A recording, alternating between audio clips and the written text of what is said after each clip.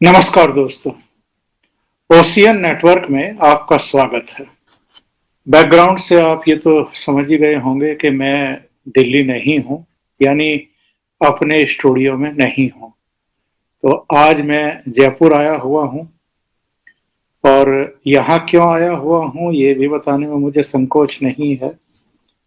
The Jaipur dialogues के chairman Sanjay Dixit के बुलावे पर एक इंटरव्यू 2024 के संदर्भ में उन्होंने दिया है, तो वो आप संभवतः संडे को देखेंगे।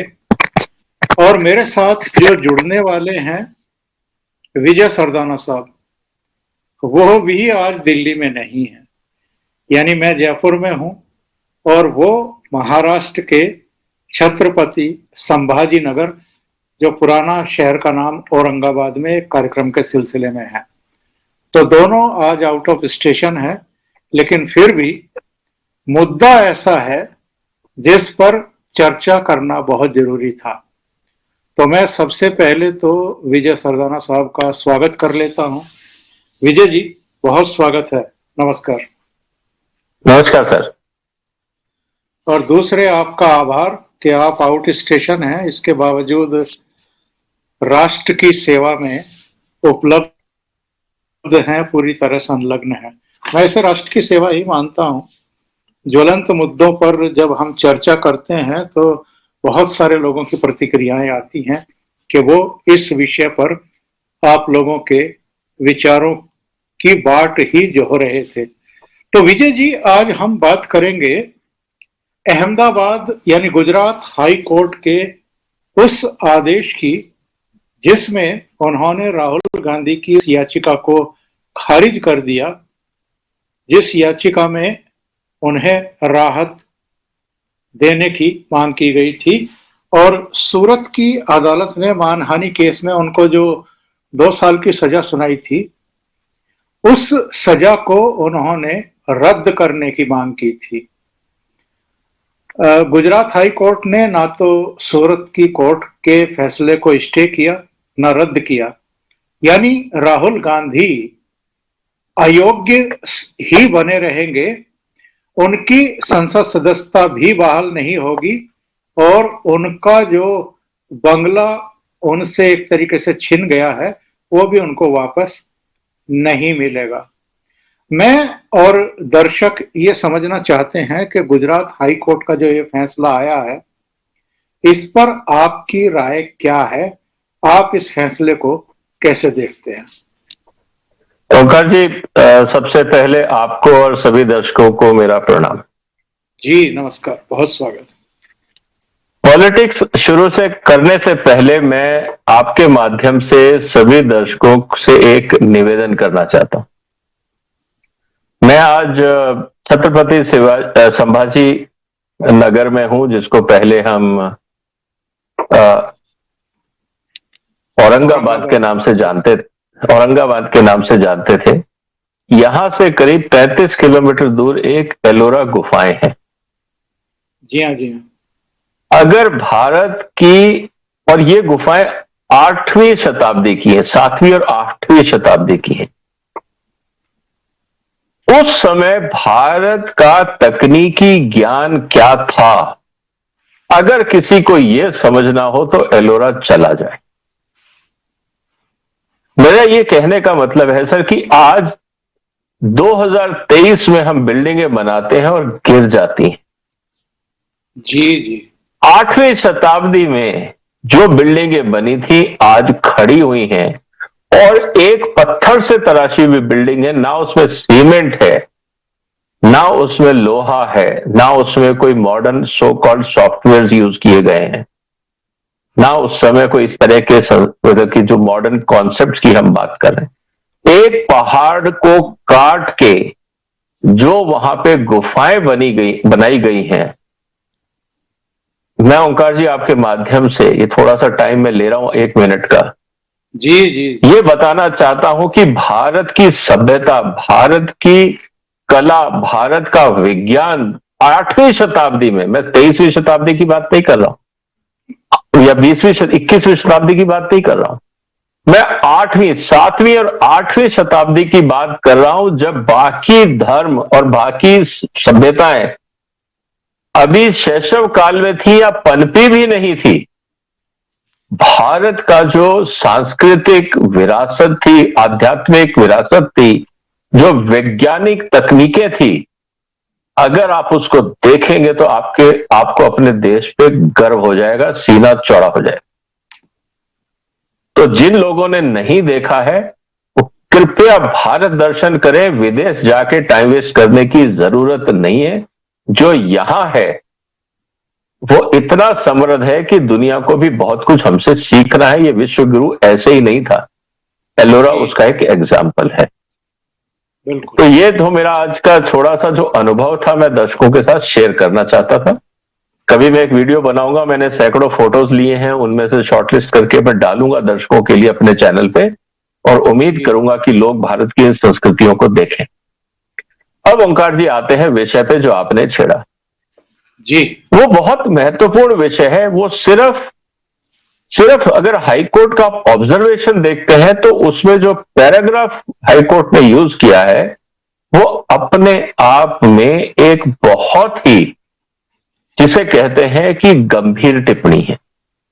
3-4 बातें हाईकोर्ट ने कही हैं।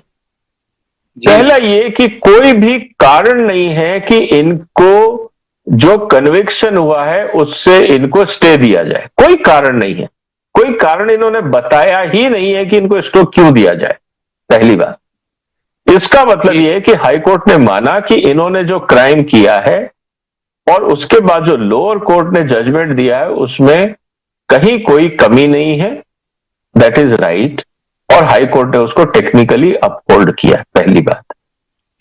दूसरा जो महत्वपूर्ण मुद्दा है जिसको हमें समझना होगा वो ये है कि हाई कोर्ट ने कहा है कि ये पहला केस नहीं है, ऐसे 10 राहुल गांधी के ऊपर 10-15 केस और चल रहे हैं। सही है। और मैंने इस बात पे एक डिटेल्ड वीडियो बनाया है और उसमें मैंने कहा है कि क्या राहुल गांधी एक हैबिचुअल ऑफेंडर है, क्योंकि जितने भी इन पे केस हो रहे हैं 2015 से लेकर अभी तक 10 से ज्यादा केस हो चुके हैं। इसका मतलब कहीं ना कहीं कोर्ट ये मानता है कि राहुल गांधी अपनी भाषा में, अपनी शैली में, अपने वक्तव्यों में, अपने भाषणों में पार्लियामेंट्री लैंग्वेज से आगे चले जाते हैं, बिना तथ्यों के आधार पे बात करते हैं।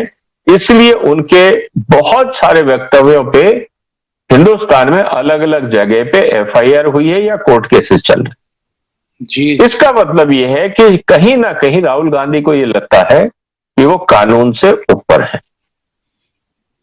तीसरी बात जो उन्होंने कही है कि जो हाईकोर्ट ने कहा है कि क्या जो राजनीति है क्या उसका प्यूरिफिकेशन जरूरी नहीं है, क्या राजनीति में गंदगी साफ करना जरूरी नहीं है।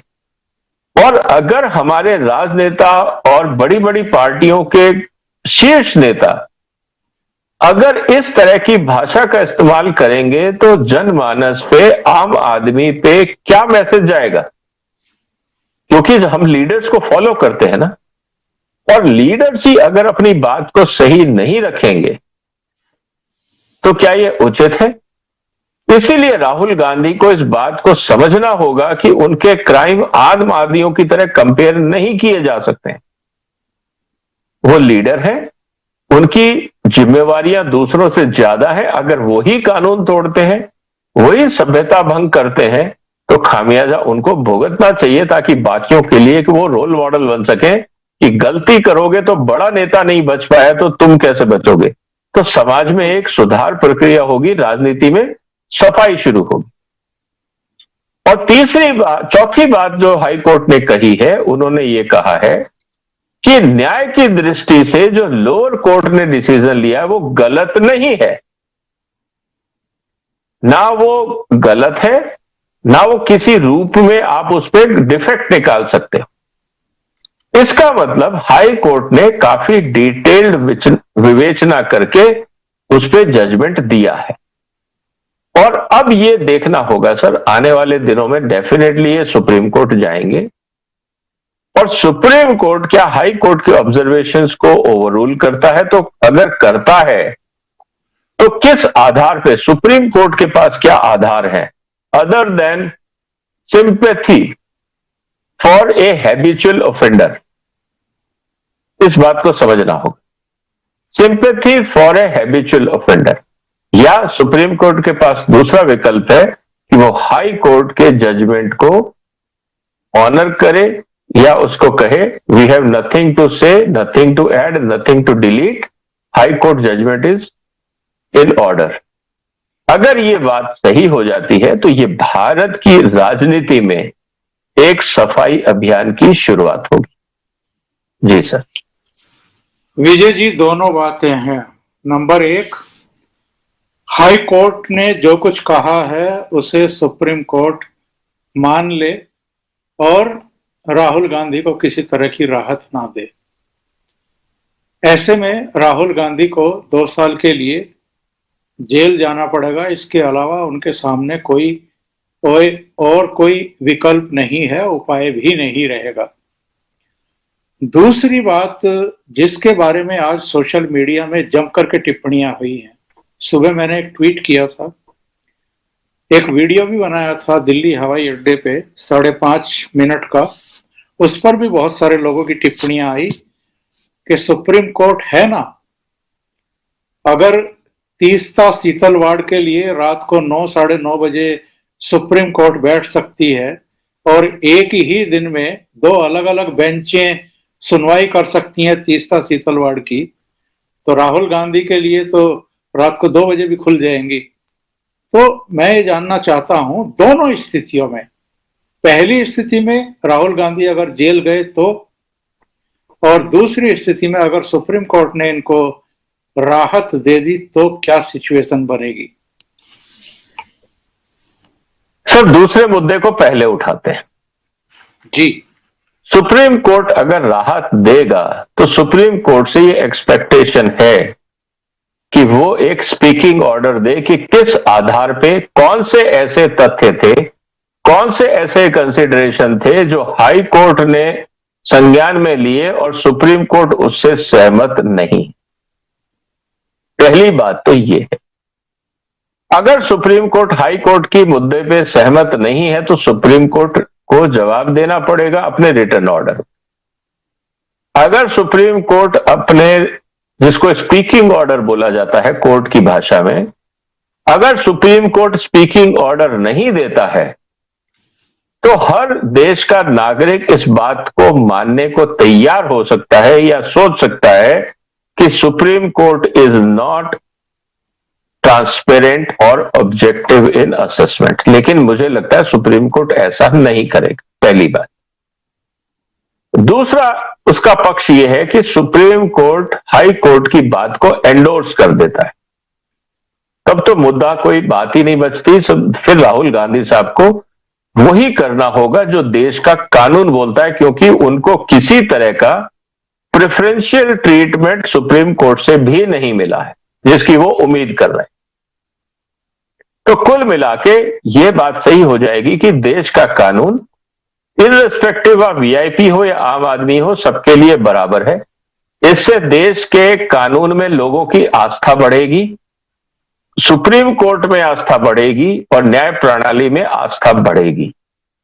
इसके अलावा अगर कुछ होता है without having a speaking order, तो फिर सुप्रीम कोर्ट की अगर ट्रोलिंग होती है तो इसके जिम्मेदार सुप्रीम कोर्ट के जजेस खुद होंगे, पहली बात।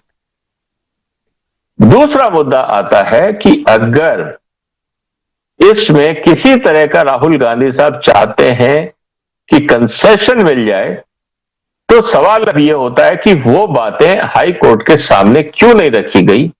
अगर रखी गई तो सवाल इस बात का आता है कि हाई कोर्ट ने उसको क्यों नहीं माना। तो दोनों स्थिति में जिम्मेवारी अब सुप्रीम कोर्ट या राहुल गांधी पे है कि अपने पक्ष को ट्रांसपेरेंट वे में जनता के सामने रखें। तो ये स्थिति निकल के आएगी। विजय जी, मैं अभिषेक मनु सिंघवी की प्रेस कॉन्फ्रेंस देख रहा था, मुझे बड़ा आश्चर्य हुआ। सुप्रीम कोर्ट के वकील हैं और कांग्रेस की और विरोधी दलों की या अगर मैं और थोड़ा नीचे उतर करके शब्दों का यूज करूं तो राहुल गांधी के एक समर्थक ऐसे नेता की जो शायद उनकी चापलूसी कर रहे हैं, वो कहते हैं कि मानहानि को राजनीतिक स्कोर करने के लिए टूल की तरह इस्तेमाल किया जा रहा है। क्या कहेंगे इस मानसिकता पर? क्या इस खानदान को, इस परिवार को या विपक्ष के नेताओं को हमारा संविधान, हमारे कानून किसी की मानहानि करने की इजाजत देते हैं? और इनके गाली गलौज करने पर, गंदे आरोप लगाने पर भी अगर प्रधानमंत्री नरेंद्र मोदी संयमित हैं, कुछ कह नहीं रहे हैं, रिएक्ट नहीं कर रहे हैं, और कुछ और लोगों ने उन पर केस किए हैं, तो क्या वो संविधान विरुद्ध जाकर के ये काम कर रहे हैं? वो तो संविधान के अनुसार ही काम कर रहे हैं। उस पर इनको परेशानी क्यों हो रही है? देखिए, ऐसा है कि अभिषेक मनु सिंघवी साहब की मजबूरियों को हमें समझना होगा। पहली बात तो वो कांग्रेस के नेता हैं। अपने बॉस को प्लीज करना, बॉस को किसी तरह से डिफेंड करना उनकी मजबूरी है। तो एक तो वो अपने बॉस को खुश करने के लिए कुछ भी तथ्य रख सकते हैं, कुछ भी आर्ग्यूमेंट रख सकते हैं, ये उनकी मजबूरी है। उनमें इतनी हिम्मत नहीं है कि वो राहुल गांधी को ये बता सकें कि बॉस आप गलत हो। इतनी क्षमता, इतना दम, इतनी आई विल से कि इंटीग्रिटी बहुत सारे लोगों में नहीं होती है जो ये बता सके अपने बॉस को कि देखिए आप कानून के खिलाफ जा रहे हैं, आपने जो कार्रवाई करी है या वक्तव्य दिए हैं वो कानून सम्मत नहीं है। तो एक तो ये है कि ये चाहे बड़े वकील हो, सुप्रीम कोर्ट के वकील हो, सीनियर वकील हो, महंगे वकील हो, इंटीग्रिटी, ऑनेस्टी का इससे कोई लेना देना ही नहीं है। गरीब आदमी भी ऑनेस्ट हो सकता है और एक बहुत अमीर आदमी और बहुत बड़ा वकील भी डिसऑनेस्ट हो सकता है। तो कौन किस पैमाने में, किस स्थिति में, कहां कैसे काम कर रहा है, यह उसका पर्सनल वेस्टेड इंटरेस्ट डिसाइड करता है, यह कानून डिसाइड नहीं करता है। पहली बात तो अभिषेक मनु सिंघवी का वेस्टेड इंटरेस्ट है कि कांग्रेस में उनको रहना है, राजनीतिक संरक्षण उनको चाहिए, इसलिए वो अपने बॉस को डिस्प्लीज नहीं कर सकते। ये पहली बात। अब रही बात यह कि मानहानि का मुकदमा पॉलिटिकल स्कोरिंग के लिए हुआ है, तो अगर आप किसी को लूज बॉल डालेंगे और वो उस पर छक्का मारेगा तो गलती किसकी है? आप अपने नेता को ये क्यों नहीं समझाते कि आप मानहानि करते क्यों है ताकि दूसरों को मौका मिल जाए? ये कहने की जगह वो ये कह रहे हैं कि सामने वाले ने लूज बॉल पे छक्का क्यों मारा, ये गलती थी। अरे भाई, जिसने लूज बॉल डाली आप उसको कुछ नहीं बोल रहे हो, एक ने उसका पूरा फायदा उठाया आप उसको दोषी मान रहे हो। यह बड़ा विचित्र लॉजिक है जिसका कोई आधार नहीं है, यह सिर्फ फ्रस्ट्रेशन है, चापलूसी का एक एग्जाम्पल। तो अगर आज अभिषेक जी ये बोल रहे हैं तो मुझे लगता है वो वकालत या एक ऑनेस्ट वकील के रूप में ना बोल के वो एक कांग्रेस कार्यकर्ता के रूप में ज्यादा बोल रहे हैं। अगर वो कांग्रेस कार्यकर्ता के रूप में ज्यादा बोल रहे हैं तो उनकी बात को समाज को डिस्काउंट कर देना चाहिए, क्योंकि इसमें उनका पर्सनल वेस्टेड इंटरेस्ट है और वेस्टेड इंटरेस्ट वाले लोगों को समाज को नहीं सुनना चाहिए। विजय जी, देश में आज जगह जगह धरने हुए हैं, प्रदर्शन हुए हैं, काली पट्टियां बांधी गई है, मोदी सरकार को कोसा गया है, उनको तानाशाह बताया गया है। मैं प्रियंका गांधी वाड्रा का एक ट्वीट पढ़ता हूं। मैं जानता हूं, आप जानते हैं और पब्लिक भी जानती है कि ये 4 लाइनें नहीं लिख सकती हैं। इनके लिए ये ट्वीट किसी ने ड्राफ्ट किया है और इस ट्वीट की भाषा क्या है, इस पर मुझे हंसी भी आती है, गुस्सा भी आता है।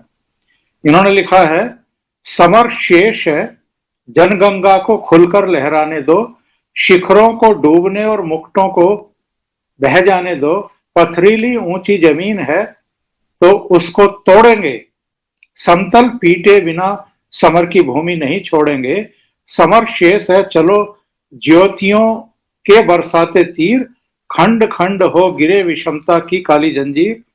श्री राहुल गांधी जी इस अहंकारी सत्ता के सामने सत्य और जनता के हितों की लड़ाई लड़ रहे हैं। अहंकारी सत्ता चाहती है कि जनता के हितों के सवाल ना उठे। अहंकारी सत्ता चाहती है कि देश के लोगों की जिंदगियों को बेहतर बनाने वाले सवाल ना उठे। अहंकारी सत्ता चाहती है कि उनसे महंगाई पर सवाल ना पूछे जाएं, युवाओं के रोजगार पर कोई बात ना हो, किसानों की भलाई की आवाज ना उठे, महिलाओं के हक की बात ना हो, श्रमिकों के सम्मान के सवाल को ना उठाया जाए। अहंकारी सत्ता सच को दबाने के लिए हर हथकंडे अपना रही है। ये लंबा ट्वीट है जिसको मैं पूरा पढ़ूंगा तो मेरा आधा प्रोग्राम चला जाएगा। मैं जानना चाहता हूं, सजा सुनाई है कोर्ट ने। कोर्ट में दोनों पक्षों को अपनी बात कहने का हक होता है। वहां पर जो वीडियो टेप है वो भी प्रस्तुत किया गया जिसमें उन्होंने भाषण दिया था और ये कहा था कि ये सारे मोदी मोदी चोर क्यों है। तो ऐसे में आप सजा कोर्ट दे रहा है, राहत आपको सेशन कोर्ट से नहीं मिली, राहत अब आपको उच्च न्यायालय से नहीं मिली, हाई कोर्ट से नहीं मिली। आपने घोषणा कर दी कि हम सुप्रीम कोर्ट जाएंगे, ये आपका हक है। तो आप राजनीति क्यों कर रहे हैं और सत्ता को गालियां क्यों बक रहे हैं? इसमें सत्ता की गलती क्या है? सजा तो कोर्ट दे रही है, राहत कोर्ट नहीं दे रही है। तो कोर्ट को कोस से, अगर आपको कोसना है तो, और अगर आपको संविधान का मान मर्दन करना है, कानून से अपने आप को ऊंचा मानना है, तो आप कोर्ट पर सवाल खड़े करिए। ओंकार जी, इसमें 3 मुद्दे निकल के आते हैं। एक कहावत है, खिसियानी बिल्ली खंभा नोचे। इनमें इतनी क्षमता नहीं है कि ये कह सकें कि कोर्ट का ऑर्डर गलत था। देखिए, ये बात बहुत क्लियर है कि ये तीसरी हियरिंग है। लोअर कोर्ट मतलब मजिस्ट्रेट कोर्ट, मेट्रोपॉलिटन कोर्ट और अब हाई कोर्ट। 3 स्थिति में आज कांग्रेस के बड़े से बड़े वकील, जो हिंदुस्तान के सबसे बड़े वकील हैं, वो कांग्रेस के पेरोल पे हैं। कांग्रेस उनको टिकट देके राज्यसभा भेजती है, इसीलिए कि वो सुख दुख में उनका साथ दें। 3 कोर्ट में आपके सबसे बड़े वकीलों के पास ऐसी कोई दलील नहीं थी जिससे वो आपको बचा सके। ये भी हमें मानना होगा, ये फैक्ट को पहचानना होगा।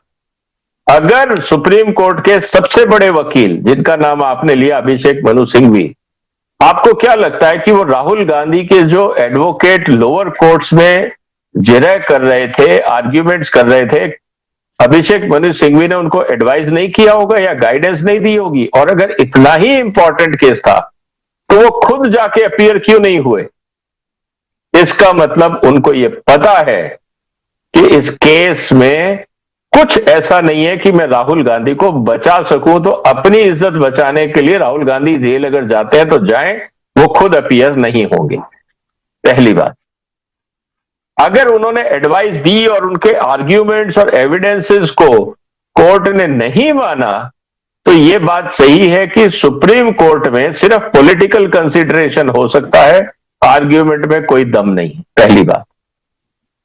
दूसरा मुद्दा, जो ट्वीट आपने प्रियंका गांधी का पढ़ा, मैं तो प्रियंका गांधी जी से कहूंगा कि आप इस पूरी ट्वीट को पढ़ के टीवी पे बगैर फंबल किए पढ़ दें, बस। हम आपसे आगे कोई बात नहीं कर रहे। मैं इस बात को पूरी तरह से मानता हूं कि जो कट पेस्ट का ये काम है, इवन प्रियंका गांधी अपना ट्वीट को पढ़ के और उसका एनालिसिस या भावार्थ भी नहीं बता सकती है जो उन्होंने लिखा है। तीसरी बात आती है इस पूरे प्रोसेस को लेके कि सरकार को क्यों कोस रहे हैं। कोर्ट को कोसेंगे तो मानहानि का एक और मुकदमा हो जाएगा, कंटेम्प्ट ऑफ कोर्ट हो जाएगा। तो अब जैसे मैंने कहा, खिसियानी बिल्ली खंबा नोचे, किसी को तो बोलना है। आप में इतनी क्षमता नहीं है ये कह के कि यार हम सॉरी बोले और काम खत्म करें, क्योंकि लोअर कोर्ट ने कहा था आपसे गलती अगर हो गई आप सॉरी बोल दो। इनमें इतनी ताकत नहीं है, इतना आत्मविश्वास नहीं है, इतनी हिम्मत नहीं है कि ये अपने आप के गलत काम के लिए सॉरी बोल सके कि यार आई एम सॉरी, मेरे से गलती होगी, मेरा इंटेंशन ये नहीं था, I was only targeting Modi, not the whole community या all those people those who are involve in corruption. Unfortunately, coincidentally उनके सरनेम भी मोदी थे, इसलिए मैंने ये कहा, मेरा काम पूरी कम्युनिटी को बदनाम करना नहीं था। I was only talking to people those who have corruption cases or some reasons, but unfortunately having Modi surname।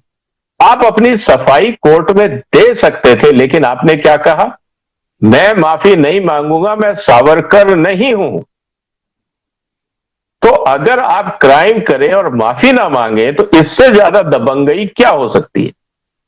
और समाज में अगर दबंगई को परमिशन मिल जाए तो फिर कोर्ट की जरूरत नहीं है, फिर तो दबंगई रोज ही राज कर लेंगे, फिर कोर्ट की जरूरत क्या है। फिर तो कोर्ट में, सुप्रीम कोर्ट को बोल देना चाहिए कि no court will hear any cases against political leaders of India. काम खत्म हो गया, गिव देम एग्जम्पशंस। लेकिन सवाल आज इस बात का है सर कि अगर ये सब चीजें गलत हैं तो हाई कोर्ट ने आपके बड़े से बड़े वकीलों की दलीलों को क्यों नहीं माना, पहली बात। और जहां तक बात है गरीबी हटाओ, बेरोजगारी हटाओ, ये तो आपका चुनावी मुद्दा है, इसको कोर्ट के साथ जोड़ के आप क्या प्रूव करना चाह रहे हैं। क्योंकि 70 साल तो आपने इस देश में, या 65 साल तो कांग्रेस ने इस देश में राज्य किया ही है। तो अगर आप 65 साल में कुछ नहीं कर पाए और आज मोदी सरकार को आप ये बोल रहे हो कि आप बेरोजगारी, महंगाई को लेके कुछ नहीं कर रहे और हम सवाल उठा रहे हैं तो आप हमारे खिलाफ केस कर रहे हो, तो यार 60 साल पहले करके रोल मॉडल दिखा देते, जनता आपके साथ खड़ी होती, मोदी साहब को वोट ही नहीं देती, मोदी पिक्चर में ही नहीं होते, गेम वहीं खत्म हो जाता। आपने क्योंकि काम नहीं किया, जनता को अल्टरनेट चाहिए था, उन्होंने मोदी को चुन लिया, अब आपको नाराजगी है तो अगले चुनाव का इंतजार करिए, अपने क्रेडेंशियल्स जनता के बीच में ले जाइए और फिर जनता फैसला करेगी कि प्रधानमंत्री कौन होगा। इस तरह के ट्वीट करने से तो देश के अंदर आप ना संविधान बदल सकते हो, ना सरकार, ना सत्ता। आखिर में एक सवाल जरूर करूंगा मैं आपसे। सारी उम्मीदें इनकी सुप्रीम कोर्ट पर टिक गई हैं। आपने अभी कहा कि सुप्रीम कोर्ट भी इनको राहत नहीं देगी, ये आपका अनुभव बोल रहा है।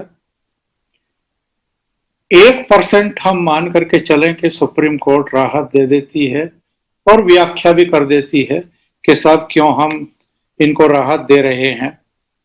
वो तो देश भर में जो प्रतिक्रियाएं होंगी उसके बाद सुप्रीम कोर्ट के लिए आज उसकी कल्पना हम बड़े आराम से कर सकते हैं, किस तरह का माहौल सुप्रीम कोर्ट के जजेस के बारे में देश में है।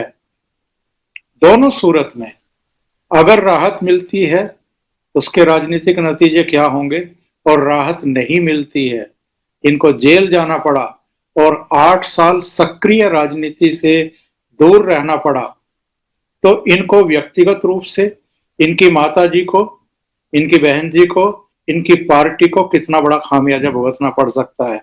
या राहुल गांधी के जेल जाने के बाद पार्टी का भला हो जाएगा। देखिए, दो बातें हैं सर। अगर सुप्रीम कोर्ट किसी भी तरह की राहत देता है तो हमें उनके स्पीकिंग ऑर्डर को ध्यान से पढ़ना होगा कि किन आधार पे सुप्रीम कोर्ट ने राहत दी। तो वो सुप्रीम कोर्ट का प्रोरोगेटिव है, हम उसमें किसी भी तरह का एजम्पशन नहीं करेंगे, क्योंकि कौन से मुद्दे उनके सामने आएंगे और क्या आएंगे हम उसको गैस नहीं करेंगे, हम इंतजार करेंगे उस दिन का, पहली बात। अब बात आती है कि अगर सुप्रीम कोर्ट ने राहत नहीं दी तो क्या होगा। सर, पहली बात तो यह है कि राहुल गांधी साहब का पॉलिटिकल एग्जिस्टेंस, अगर 8 साल वो बाहर होते हैं तो कुछ रहेगा नहीं, पहली बात। उसका गैप भरेंगे तो उनकी शायद बहन जी भरेंगी, प्रियंका गांधी उस गैप को भरने की कोशिश करेंगी, और एक बार अगर वो प्रमुख बन जाती हैं या एक इंपॉर्टेंट वॉइस बन जाती हैं कांग्रेस के पॉलिसी मेकिंग में, तो 8 साल बाद अगर राहुल गांधी आते भी हैं तो वो सिर्फ एक one of the many leaders हो जाएंगे। 8 साल में भारत की राजनीति बहुत तेजी से बदलेगी, कांग्रेस बहुत तेजी से बदलेगी, क्योंकि सोनिया गांधी जी सीनियर सिटीजन हो चुकी हैं, काफी सीनियर हैं, हेल्थ उनकी ठीक नहीं रह रही है, तो मुझे नहीं लगता कि 8 साल बाद वो किसी भी तरह का एक्टिव रोल प्ले करेंगी कांग्रेस की राजनीति में। Rahul Gandhi behind the curtain या बिहाइंड द सीन व्यूज दे सकते हैं, बट पॉलिटिकल रोल उनका लिमिटेड हो जाएगा। तो गैप भरा जाएगा उनकी बहन जी के द्वारा। अब बहन जी की सत्ता में पकड़ कितनी है, कितनी उनकी समझ है, यह डिपेंड करेगा कि पार्टी का डायरेक्शन क्या होगा। तो मुझे लगता है कांग्रेस के लिए सबसे इंपॉर्टेंट चीज है, अगर कांग्रेस के गांधी फैमिली अगर कांग्रेस की वेलविशर है, तो उनको ईमानदारी से सेकंड लाइन में कम से कम 5-6 लीडर तैयार करने चाहिए, क्योंकि खड़गे साहब भी काफी सीनियर हो चुके। तो सेकंड लाइन ऑफ लीडरशिप अगर कांग्रेस तैयार नहीं करेगी तो कांग्रेस बिखर जाएगी, क्योंकि जितने महत्वाकांक्षी लोग हैं कांग्रेस में, वो कब तक अपनी जिंदगी में ऑपोजिशन में बैठेंगे।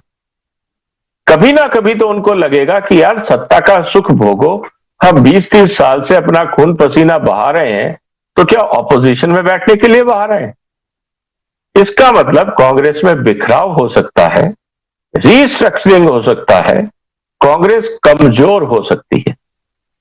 तो ये अब जिम्मेवारी है कि जो लोग कांग्रेस के सत्ताधीश हैं, नीति निर्माता हैं, क्या वो सेकंड लाइन को तैयार करने की हिम्मत रख पाएंगे और खुद अपने आप को एज ए मेंटर करें, एज ए मतलब अपने आप को मेंटरिंग के रोल में ले जाएं या मार्गदर्शक मंडल के रोल में ले जाएं और नई पीढ़ी को जिम्मेवारी लेने दें। अगर ऐसा नहीं होगा तो कांग्रेस में बिखराव होगा, वीकनेस आएगी, लोग पार्टियां छोड़ देंगे या नई रीजनल पार्टीज बनेंगी, रीजनल पार्टीज को ज्वाइन करेंगे या प्रमुख विपक्षी दलों को ज्वाइन करने की कोशिश करेंगे। ये कांग्रेस के लिए अच्छा नहीं है। तो दोनों स्थिति में कांग्रेस को अत्यंत गंभीर चिंतन करना होगा कि आने वाले दिनों में क्या होने वाला है। सभी की निगाहें आने वाले दिनों में सुप्रीम कोर्ट में सुनवाई के बाद जो फैसला आएगा, राहुल गांधी की सजा को रोका जाए, खत्म किया जाए या नहीं किया जाए, पूरे देश की और मुझे लगता है कि दुनिया की निगाहें भी टिकी हुई होंगी। और न्याय का तकाजा तो यही कहता है कि अगर आप किसी की जानबूझ करके मानहानि कर रहे हैं, लगातार मान मर्दन करने की कोशिश कर रहे हैं, छवि खराब करने की कोशिश कर रहे हैं, तो आपको सजा जरूर दी जानी चाहिए। सजा के साथ साथ सीख दी जानी चाहिए, ताकि जो आने वाली पीढ़ियां हैं वो इस बात को याद रखें कि एक दूसरे का सम्मान करके अच्छी राजनीति की जा सकती है। और अगर आप किसी का इस तरीके से मान मर्दन करते हैं, मानहानि करते हैं, केवल अपनी ईगो को सेटिस्फाइड करने के लिए या अपनी कुंठा निकालने के लिए, तो उसके क्या घातक नतीजे हो सकते हैं, ये उदाहरण भी उस पीढ़ी के सामने होगा। विजय जी, बहुत बहुत धन्यवाद। इतना समय आपने ओशियन नेटवर्क के लिए निकाला, वो भी जब आप दिल्ली में नहीं हैं तब आपने समय निकाला। Thank you so much. नमस्कार। नमस्कार सर। वंदे मातरम। वंदे मातरम।